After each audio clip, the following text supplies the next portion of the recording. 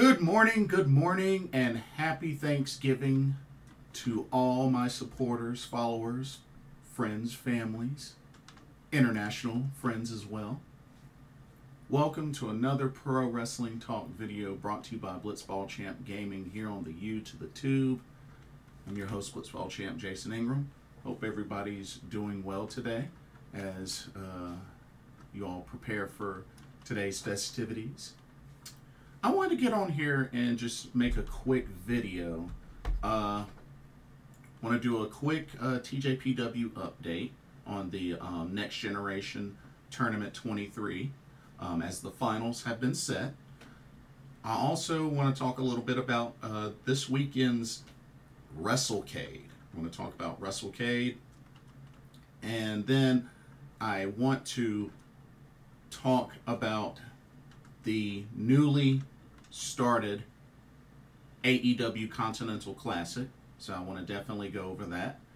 And then, because I'm probably not going to get a chance to do this until, outside of today, I'm going to go ahead and give my preview of WWE Survivor Series WarGames. So, got quite a bit to cover, but we're going to get through it. We're going to get through it. I promise you, we're going to get through it. Okay, so starting off, TJPW, so the Next Generation Tournament 23, the finals have been set as Himawari will take on Wakana Uehara in the finals of this tournament. Himawari was able to defeat Shino Suzuki, and Wakana Uehara was able to defeat Toga. So both matches were really, really good. I did not expect Wakana to submit Toga. I did not think that was gonna happen, but she was able to make her tap out. But yeah, Himawari was able to pin Shino Suzuki. A hard-fought match too, but these two are very familiar with each other, Wakana Uehara and Himawari. If I remember correctly, I believe they got each other's first victories in their TJPW careers against each other, if I remember correctly. So this will be a nice little singles run back between Himawari and Wakana Uehara. To be honest, I like both, but I'm going to be pulling for Himawari. I just find myself just a little more geared toward her versus Wakana Uehara, but I like them both. I definitely like them both. Whoever wins, I will be happy for sure. Now, of course, that match will take place at the TJPW 10th anniversary, the We Are TJPW show, which is, let me make sure I have the date, December 1st at Corcoran Hall. But I believe it will be a day before for some of the folks, I believe in my time zone, because, time differences in Japan and over here in the States. So some of y'all might be able to technically watch it a day before, but still, looking forward to that show. Got quite a bit to look forward to in that show. I'll give like a little mini preview, but they're gonna have Yuki Kamifuku versus Viva Vine. So Viva Vine stepping foot into the TJPW ring, so that's cool. And of course, like I said, the finals of the tournament, Himawari versus Wakana Uehara. You got a tag team match of Hyper Misao and Mahiro Kiryu versus Raku and Yuki Aino. That ought to be an interesting match. You got a trios match. You got Shino Suzuki, Haru Kazushiro, and Juria Nagano versus Runa Okuba, Toga, and Kaya Toribami. I feel like that's a pretty even matchup. I think that's a pretty even matchup. They're gonna have a 10-woman tag team match, and pretty much, I guess you could say the All-Stars are in this match, because you have the team of Miyu Yamashita, Mizuki, Yuka Sakazaki, Rika Tatsumi, and Shoko Nakajima. And they're all going to be taking on the team of Moka Miyamoto, Yuki Arai, Miyu Watanabe, Aris Endo, and Suzume. So, I'd have to say this is equivalent to like an East versus West All-Star game, so to speak, especially with kind of, the two tiers of wrestlers, because you got, the more experienced versus, the younger crowd, or the younger talent. So I like this matchup. I really, really like this matchup. And yeah, I think it'll be good. I think it'll actually be really good. It'll be a nice challenge for Moka Miyamoto, Yuki Arai, Miyu Watanabe, Aris Endo, and Suzume. I mean, Yuki Arai and Miyu Watanabe are the only two on that squad that have won championships. So everybody else on the opposing team has all been a champion. So yeah, pretty interesting. So definitely looking forward to that matchup. And then they have one title match scheduled, which is the Princess Tag Team Championships, as the champions, Free Wi-Fi of Hikari Noa and Naoka Kuta, will defend against the team of Pam Harajuku and Max the Impaler. Of course, Max the Impaler is the current International Princess Champion, and of course the current Princess of Princess Champion is the Pink Striker, and her fourth reign, Miyu Yamashita. So, yeah, nice card there for the We Are TJPW 10th anniversary show. I think it'll be good. I think it'll be really good. But as it gets closer to the date, I'll give a full preview and actually give my predictions. But yeah, I like the card for that show. Definitely like the card. Okay. Let's go ahead and let's switch gears and talk about the AEW Continental Classic that has gotten off to a start. So, AEW Continental Classic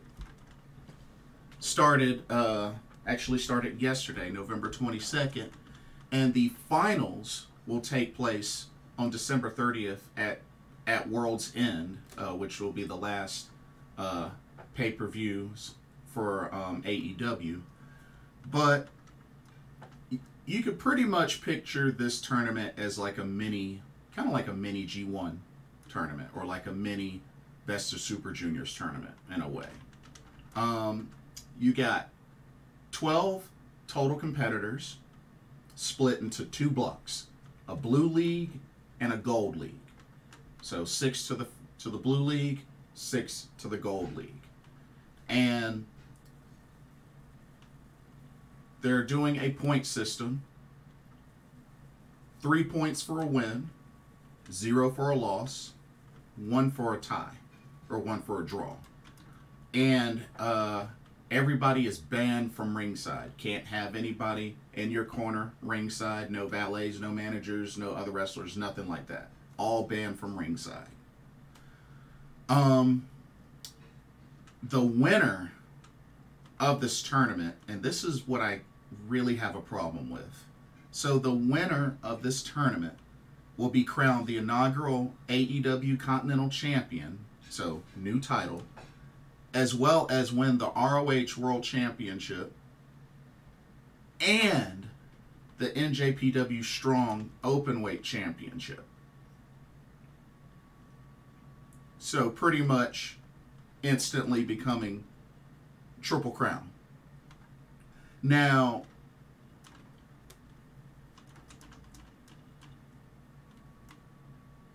I was really worried, because from what it sounded like originally, from when Eddie Kingston spoke about it and Tony Khan, I was under the impression that they were going to unify these titles and make them all one belt, which It doesn't look like that's the case. I hope that's not the case, because that would mean out goes the NJPW Strong Openweight Championship and out goes the ROH World Championship, which is ROH's top title. So it wouldn't make any sense to unify all three. But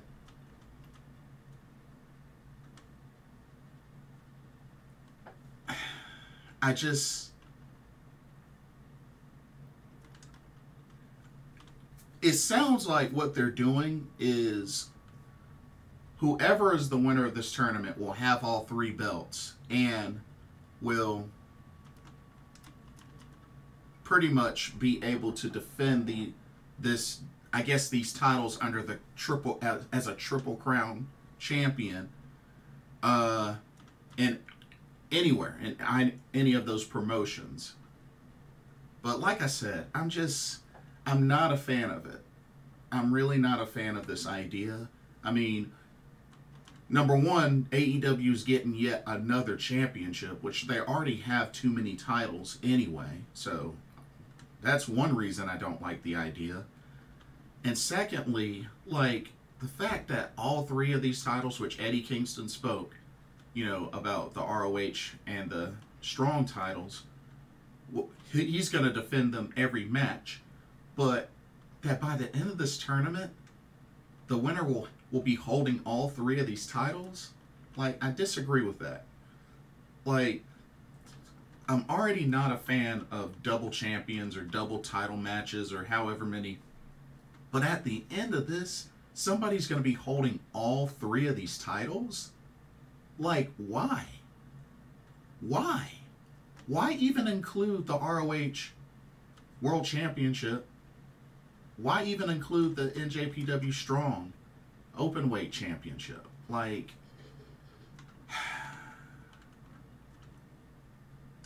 I'm not against the tournament idea. I'm against the prize idea. Let me get that straight. I'm not against the tournament idea. The tournament idea, okay, that's nice. I'm not a fan of the prize. I think the prize idea is lame. I think, not to mention, you don't even have any New Japan Pro Wrestling talent in this tournament. That's another thing. You don't even have any NJPW talent in this tournament. You could at least have like one or two folks from the New Japan roster in this tournament. It's just, it makes the prize makes no sense. It really makes no sense. One, there's another AEW title already in a promotion where they have way too many titles. And then two, you have two other titles from two other promotions involved. I just think it's a dumb idea. I really do. Not to mention, like, what tier level will this AEW Continental Championship be?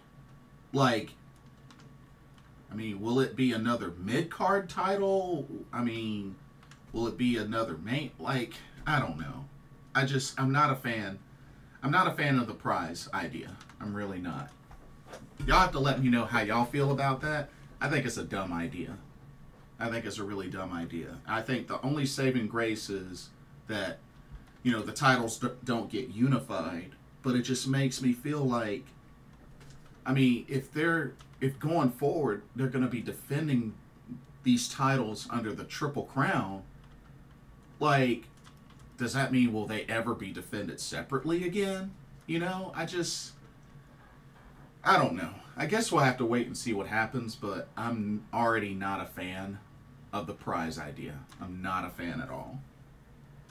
But anyway, the competitors for this tournament,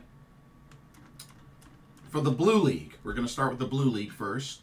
We have Andrade El Idolo.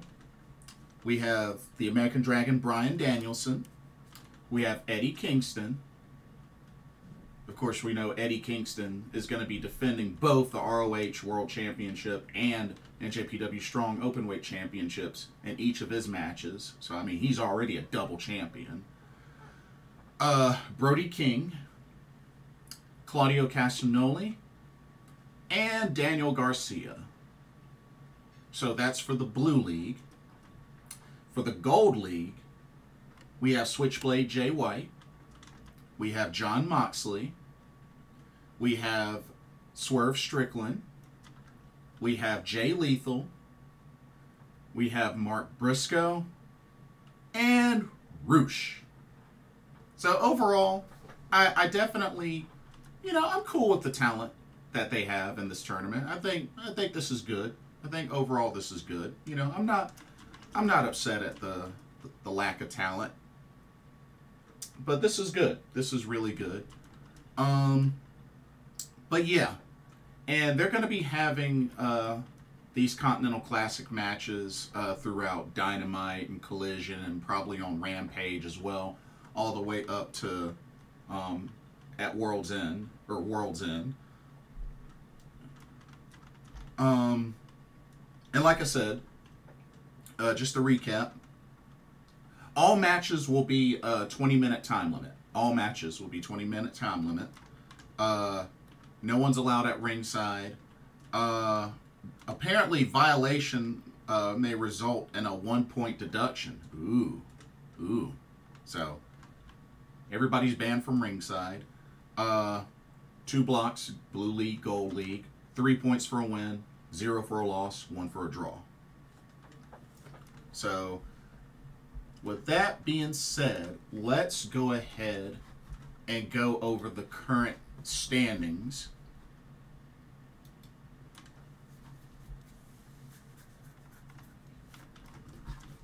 Now,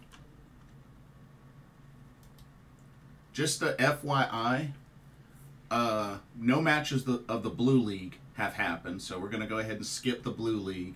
Probably after this weekend, I will do another recap video of the current standings. So, just a FYI. So, I'm going to be going over the matches that happened, you know, the first day, which were all the Gold League. So, let's go ahead and get started. So, I already have everything set up for the Blue League, so when the time comes, we'll go over that. But, we're going to do the Gold League. Alrighty. So, for the Gold League,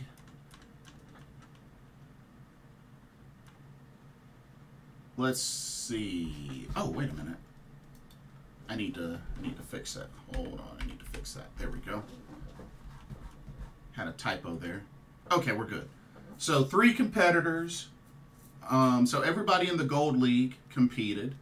3 of those competitors lost their first match. So they start off with a record of 0-1. Those competitors are Mark Briscoe, Roosh, and Jay Lethal. So starting off with Jay Lethal. Had a really good match against Swerve Strickland, but was not able to defeat Swerve. So he eats his first loss. Mark Briscoe had a really tough battle against Jon Moxley in the main event, but just wasn't able to defeat Jon Moxley. Gave him everything, but wasn't able to beat Jon Moxley. And then Roosh, who opened up, he had the second match. But was not able to defeat Switchblade Jay White, who had to cheat in order to win. But Roosh opens up with a loss as well to Switchblade Jay White. And then the competitors that opened up with victories, getting their first 3 points of the tournament: Jon Moxley, Swerve Strickland, Switchblade Jay White. So Switchblade defeated Roosh, so to start off 1-0 with 3 points. Jon Moxley, like I said, defeated Mark Briscoe in the main event to get his first 3 points, so 1-0 for him. And then to open up the show, we had Swerve defeat Jay Lethal. Swerve's been on a roll lately, especially after a big Texas Death Match victory over Hangman Adam Page back at Full Gear. But yeah, Swerve's on a roll. He opens up getting the victory over Jay Lethal for 3 points. Now, to be honest with y'all,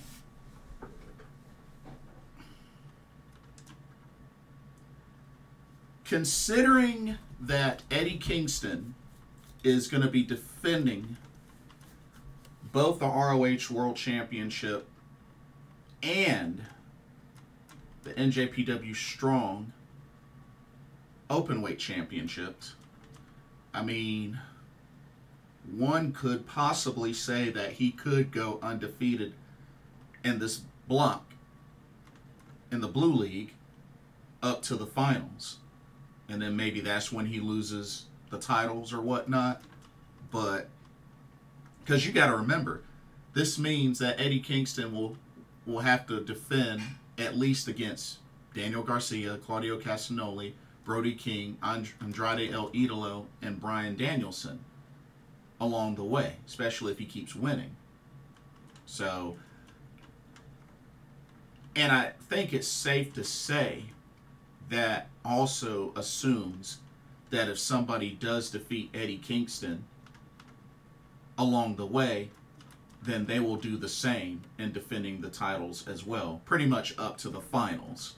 You know what I mean? So I think whoever has the titles in the Blue League just along the way will be defending them in their matches. So we'll have to see what happens with that. But like I said, the Continental Classic has already begun. And we'll see what happens.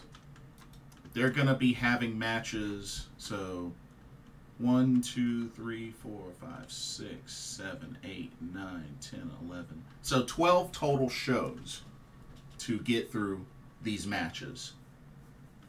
So their next show where they're going to have matches will be November 25th, which I'm pretty sure they're going to do Blue League matches. But yeah. But like I said, I'm all cool with the tournament itself, but the prize, not a fan of the prize. But anyway, so let's talk about Wrestlecade. Oh yeah, one of the biggest pro wrestling conventions. I would have to say pretty much in the nation. Wrestlecade is usually always Thanksgiving weekend. This year will be tomorrow, starting from tomorrow, November 24th to the 26th. It will be at the Benton Convention Center in Winston-Salem, North Carolina. Only about an hour and a little bit of change from where I live. And yeah, I'm actually very excited. I believe this will be my third or fourth Wrestlecade.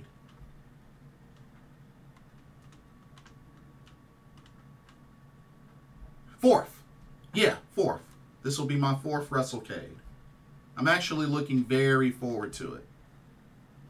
Because I went to Wrestlecade and I went in 2019. I went in 2021. Last year, 2022, and then we got it this year. So this will be my fourth Wrestlecade. I'm definitely looking forward to it. Looking very forward to it. Wrestlecade is a lot of fun. Pretty much tons and tons of pro wrestlers that you can meet, you know, get pictures taken with, autographs signed, and you can also chat with them too. They like to chat with their fans as well, so it's always good to see. And I have to say, I've had many great memories from Wrestlecade. I've gotten to meet my all-time favorite wrestler in the Great Muta, of course, Keiji Muto, which is his real name. Got to meet him. Got to meet my all-time favorite female wrestler, Gail Kim. Met her twice, actually. Met her twice. And yeah, just I've danced bachata with Marty Bell, who's one half of the Hex with Allison Kay. So thought that was really awesome. But yeah, just being able to meet so many different wrestlers and also other pro wrestling fans as well. And they also do wrestling shows as well. They do the Wrestlecade Super Show, which is usually on Saturdays. And for this year, they're actually going to be doing a couple of wrestling shows. So they got GCW, Game Changer Wrestling, on Friday, which I'll be attending that. Looking so forward to that. Which that will be my third GCW show. Yeah, because I've been to two. Both were in Concord, North Carolina. So this will be my third GCW show. But yeah, that's Friday. Saturday is the Super Show, the big Super Show, Saturday evening. So looking forward to that.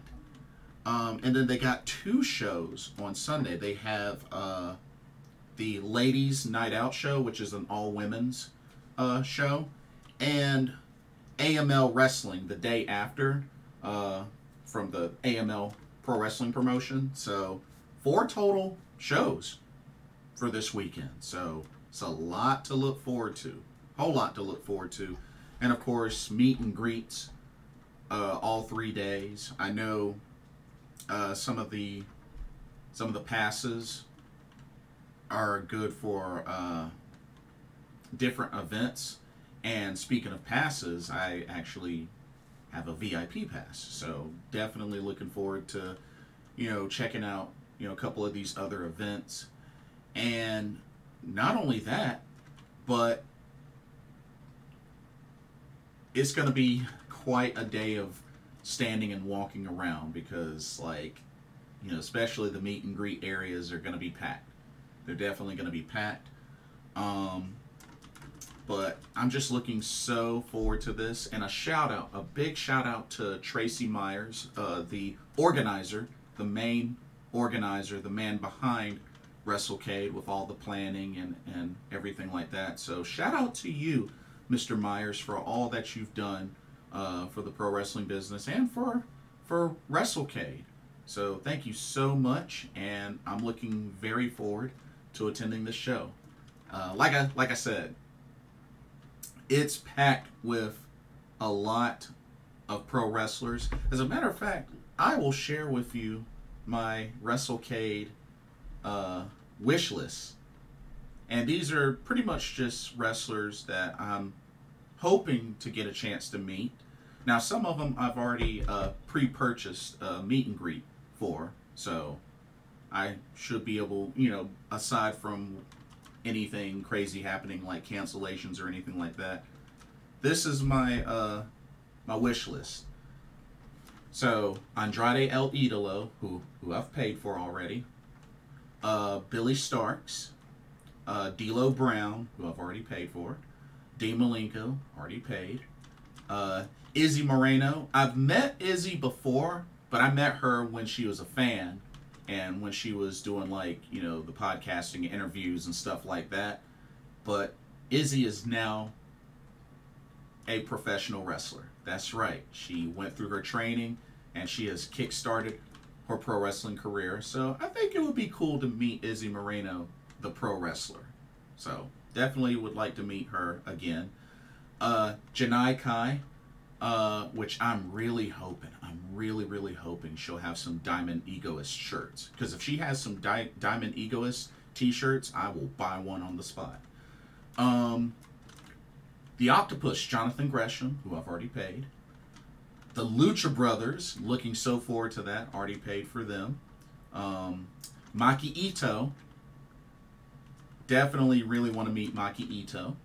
Paul London, who is one half of one of my favorite tag teams, top 10 tag teams. Paul London, Brian Brian Kendrick, one of my faves. The Japanese buzzsaw Tajiri, who had me super, super hyped to attend this event, and I've paid for him already. Vampiro. I've always liked Vampiro's work, especially back in WCW, so I think it'd be pretty cool to meet him. And Xia Brookside, which, you know, Xia Brookside saw through NXT UK, the Mae Young Classic, the second Mae Young Classic, and she, you know, wrestled in Stardom and whatnot, and yeah, it would be really cool to meet her. But yeah, that's kind of my wish list of wrestlers I want to meet this weekend. But it's gonna be jam packed with a lot of pro wrestlers. I think they said like over 200, over 200. So definitely, they should still be selling tickets. So, you know, if those are out there still trying to get tickets or whatnot, and you're gonna be in Winston-Salem, definitely jump on it. It's gonna be awesome. It's gonna be really awesome. But yeah. Before I switch gears and finish off with WWE Survivor Series WarGames, here's a quick word on the sponsor of this video, Game Beauty. Check them out. As you continue to enjoy content here at Blitzball Champ Gaming, be sure you take a moment to check out Game Beauty. Beauty inspired by gaming. Game Beauty brings to you video game related makeup and cosmetic products. You have products such as eyeshadow palettes, elemental pearl highlighters, eyeshadow brushes, liquid eyeliner pens by Akidiris, and even non-makeup products like graphic tees. They even have special collaboration makeup kits, such as this Persona 5 Heat Wave Brush Single, Metaverse Bundle, and even a Phantom Thieves limited edition makeup collection.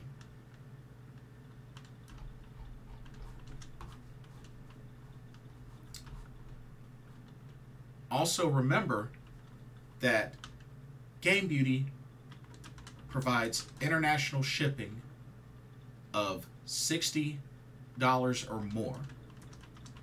And if you use the promo code BlitzballChamp, all in caps, you can get 10% off of your order. So be sure to use that to your advantage.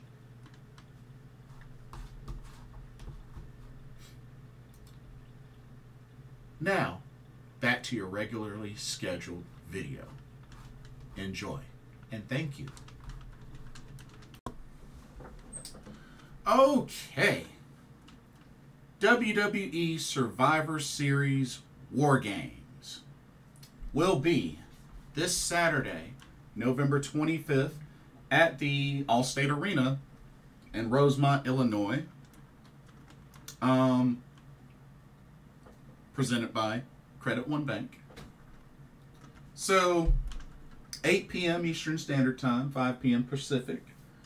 So, there's only 5 matches on here, but of course, for obvious reasons, because 2 of those matches will be WarGames matches. But we got 5 matches total. 2 of them are WarGames matches. 2 of them are title matches.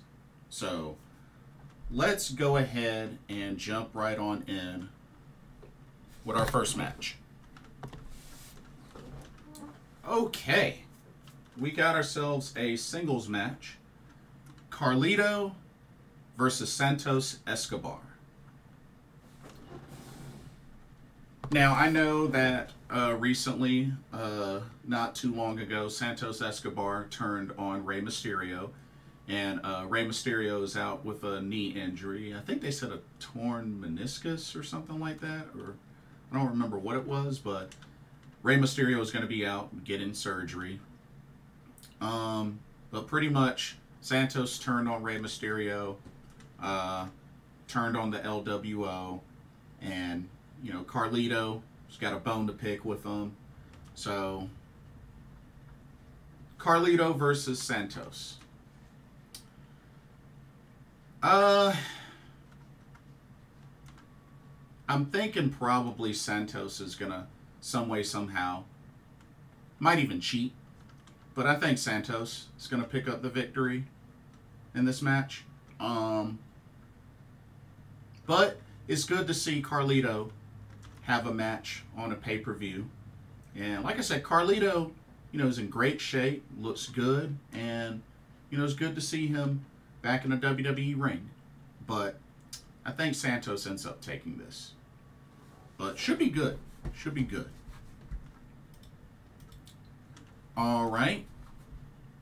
Let's go ahead and knock out our championship matches, shall we? Yeah, let's go ahead and do the championship matches. Okay, here we go. Next. Here we have the Intercontinental Championship on the line. As the champion, the longest reigning of all time, Gunther defends against The Miz. I'm going to be honest with y'all.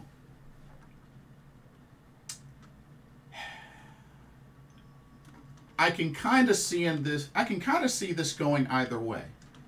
I mean, after all, Gunther holds the record now. Like, he's already surpassed the Honky Tonk Man, and, you know, he has a lot of defenses under his belt, and, you know, he's straight now. So part of me, some way, somehow, could possibly see The Miz defeat him, in a way, just because, I mean, he has the record now. So there's that. But to be honest, I'm going to probably play it safe and pick Gunther to retain, just because, I mean, for The Miz to win, it'll be really interesting to see how The Miz pulls this off, but I got to play it safe and go with Gunther to retain. But should be very interesting. Should be very interesting. All right. And let's go to the other title match that we have. All right, we have the Women's World Championship on the line. As the champion, Rhea Ripley defends against Zoey Stark. Now, I've been very, very high on Zoey Stark ever since her run in NXT. You know, especially she had some great matches with Io Sky, with Sari. You know, she's had some great matches. You know, she was tag team champion with Io Sky. So, you know, I'm definitely a big fan of Zoey Stark. Very athletic, very agile, great striker as well. And I love her finisher, that Z360. Love that finisher.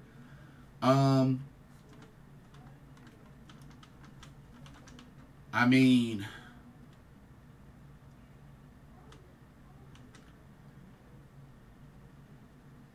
I'll be rooting for Zoey Stark. I'll definitely be rooting for Zoey Stark. But I just don't think she's going to be able to pull it off. I hope I'm wrong, but just Rhea has been a very strong champion. I mean, she hasn't defended this title a lot, so my guess is they're probably going to want to get some more defenses under her belt. So I'm going to say Rhea Ripley retains, but I will definitely be rooting for Zoey Stark. Hands down, will be rooting for Zoey Stark. Okay, now it's time to go into our War Games matches. Here we go. Let's start with the women. You know what? No. Let's start with the men. I'm more interested in the women, so let's start with the men. Let's save the best for last, shall we? Let's save the best for last. So let's start with the men. Okay. For the men, we have a 5-on-5 men's War Games match. So, team number 1, we have Cody Rhodes, Seth Rollins, Jey Uso, Sami Zayn, and the returning Randy Orton. And they will be taking on Drew McIntyre and the Judgment Day, made up of Dominic Mysterio, JD McDonough, Damian Priest, and Finn Balor. Now, one thing we do know is that Team Judgment Day and Drew McIntyre have the War Games advantage. So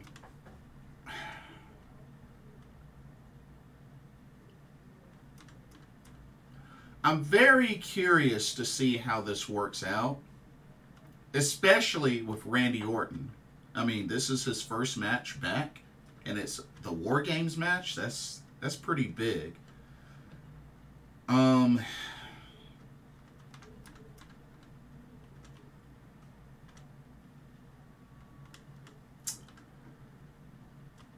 gonna have to go with Team Cody. Just because I can't see Randy Orton. Well, here's the tough thing, though. Randy Orton has had beef with all 4 of his teammates. He's had beef with all 4 of his teammates before. So,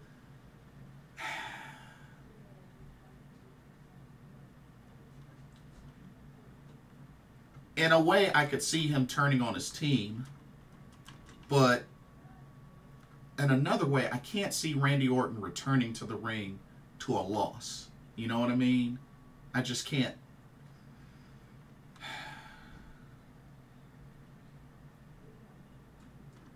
I'm gonna take a gamble and say Team Cody picks up the win. And maybe perhaps Damian Priest might try to cash in. He might try to cash in on a worn and torn Seth Rollins. I don't know. Maybe there's some sort of angle that could happen where they will, maybe after the match or whatnot, will trap Seth Rollins in the cage and then bam, cash in. But we'll see. But I'm gonna say Team Cody pulls off the victory, but honestly, anything can happen in this match. And then, I'm not sure if this will be the main event, but this is the match that I'm hyped up the most for out of this card. Here we go. It's the women's War Games match. Now, of course, the women, this will be 4-on-4. Team number 1, we have the team of Bianca Belair, Becky Lynch, Shotzi, and Charlotte Flair. And they will be taking on Team Damage Control, made up of Bayley and the 3 Empresses, Io Sky, Asuka, and Kairi Sane.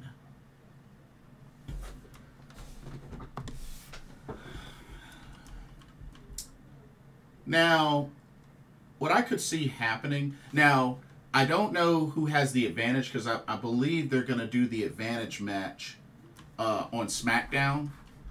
That's my guess, is that they're going to do the advantage match on SmackDown. So I don't know who's going to have the advantage for this one. But